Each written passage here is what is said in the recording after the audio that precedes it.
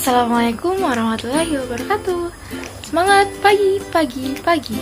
Halo teman-teman semua, bagaimanakah kabarnya hari ini? Alhamdulillah, semoga semua dalam keadaan sehat selalu ya. Dalam pembelajaran daring yang menarik kali ini, ada baiknya kita membaca doa terlebih dahulu. Bismillahirrahmanirrahim. Rabbi zidni ilma warzuqni fahma waj'alni minas solihin. Amin. Kira-kira setelah melihat gambar ini, kita akan belajar apa ya kali ini? Baiklah, simak video pembelajaran kali ini ya. Negara Indonesia merupakan negara kepulauan yang kaya akan sumber daya alam sekaligus kaya akan keberagaman suku bangsa. Di antaranya ada suku Minangkabau, suku Betawi, suku Wamena, dan masih banyak lagi. Hal ini menjadikan Indonesia sebagai negara kesatuan. Namun nyatanya, masih banyak perseteruan yang timbul akibat perbedaan. Di kota pun masih terdapat rasisme. Tidak jarang, pemicunya disebabkan karena hal sepele seperti ejek-ejekan. Mana lo bal, dasar hitam. Kurang ajar lo Bil, dasar albino. Kan aja lo ngajak ribut. Ngaca, lo duluan yang mulai. Papua. Batak.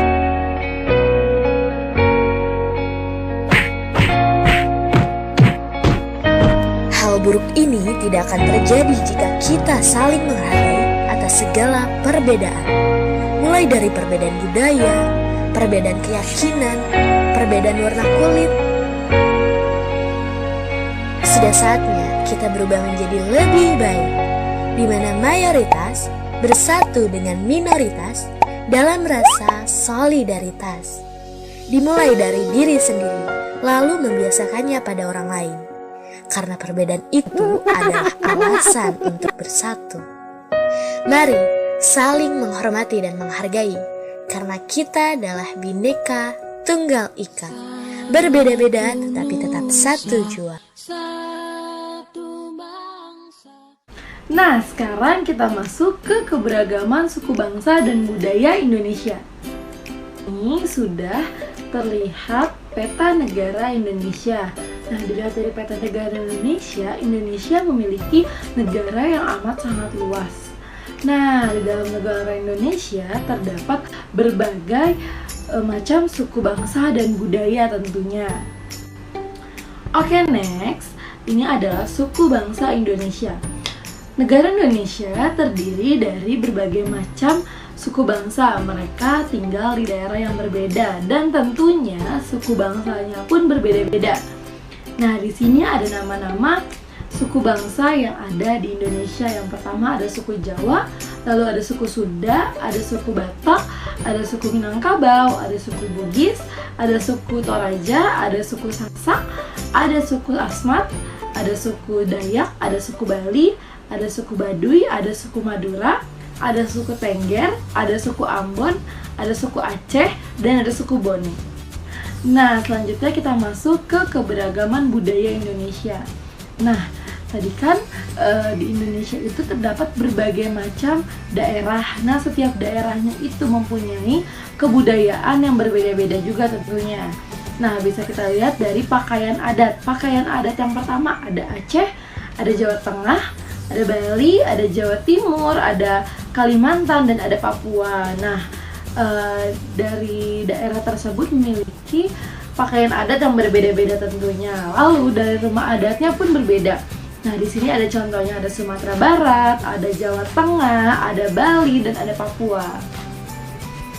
Nah, selanjutnya kita masuk ke cara menghargai keberagaman suku bangsa dan budaya Indonesia. Nah, Indonesia sendiri memiliki suku bangsa dan budaya yang sangat banyak. Keberagaman tersebut merupakan kekayaan bangsa Indonesia. Oleh karena itu, kita sebagai warga Indonesia yang baik dan benar harus menjaga dan melestarikan kebudayaan Indonesia. Nah, gimana sih cara menghargai kebudayaan Indonesia? Oke, yang pertama itu dengan cara tidak mencela kebiasaan masyarakat atau tradisi yang berlaku dalam suatu daerah. Lalu yang kedua, mendukung kegiatan masyarakat. Dan yang ketiga, tidak membeda-bedakan antara suku yang satu dengan suku yang lainnya. Halo semuanya, perkenalkan, saya adalah Ibu Putri. Di sini, Ibu akan melanjutkan menjelaskan tentang keberagaman budaya di Indonesia. Kali ini, kita akan membahas tentang adat istiadat. Ada yang tahu adat istiadat itu apa? Kita langsung aja yuk masuk ke pembahasannya. Yang pertama, Ibu akan menjelaskan tentang pengertiannya dulu ya. Adat istiadat merupakan bagian dari kekayaan budaya suatu daerah atau bangsa. Adat istiadat adalah bentuk budaya yang mewakili norma, nilai, tradisi, dan kebiasaan bersama dari suatu kelompok. Biasanya, adat istiadat ini digunakan sebagai pemandu sikap dan perilaku masyarakat tertentu. Secara singkat, adat istiadat merupakan kebudayaan daerah di Indonesia. Indonesia memiliki kurang lebih 1.340 suku bangsa, 34 provinsi, dan 1.239 budaya. Sangat banyak bukan? Di Indonesia ada beragam macam adat istiadat yang masih berlaku. Adat istiadat merupakan bagian dari identitas yang masih melekat secara turun-temurun. Adat istiadat adalah wujud perilaku yang diwariskan dari generasi ke generasi. Pada saat ini, adat istiadat merupakan tradisi yang harus dilestarikan. Karena adanya globalisasi yang membuat tradisi-tradisi tersebut tidak dijalankan lagi. Yang lebih parahnya, tradisi-tradisi tersebut sudah dilupakan. Adapun bentuk adat istiadat yaitu berupa kepercayaan, aktivitas, atau upacara yang dilakukan secara turun-temurun. Untuk contoh adat istiadat yang ada di Indonesia akan disampaikan oleh rekan saya, Ibu Fadia. Oke anak-anak, di Indonesia ini kita memiliki sangat banyak perbedaan adat istiadat. Mari kita lihat contoh apa saja sih adat istiadat yang ada di Indonesia. Yang pertama ada Bau Nyale dan Pasola dari Nusa Tenggara Timur. Tradisi Bau Nyale adalah upacara menangkap cacing laut. Sedangkan Pasola adalah bertarung saling melempar tombak kayu dengan mengendarai kuda. Lalu yang kedua ada acara ngaben dari Bali. Upacara ngaben adalah upacara pembakaran jenazah umat Hindu di Bali. Upacara ngaben merupakan suatu ritual yang dilaksanakan untuk mengembalikan roh leluhur ke tempat asalnya. Yang ketiga ada Rambut Solo dan Mapasilaga Teding dari Toraja, Sulawesi Selatan. Masyarakat Toraja percaya bahwa tedong atau kerbau dapat mengantarkan sang almarhum menuju surga. Selain itu, bagi mereka kerbau merupakan simbol kemapanan dari kewibawaan serta kemakmuran. Dan jenis kerbau yang paling sering ditemui adalah tedong pudu. Lalu yang keempat ada Dukderan dari Semarang, Jawa Tengah. Dukderan adalah suatu upacara yang dilaksanakan tiap menjelang datangnya bulan Ramadan. Upacara ini merupakan cerminan dari perpaduan tiga etnis yang mendominasi masyarakat Semarang, yakni etnis Jawa, Tionghoa, dan Arab.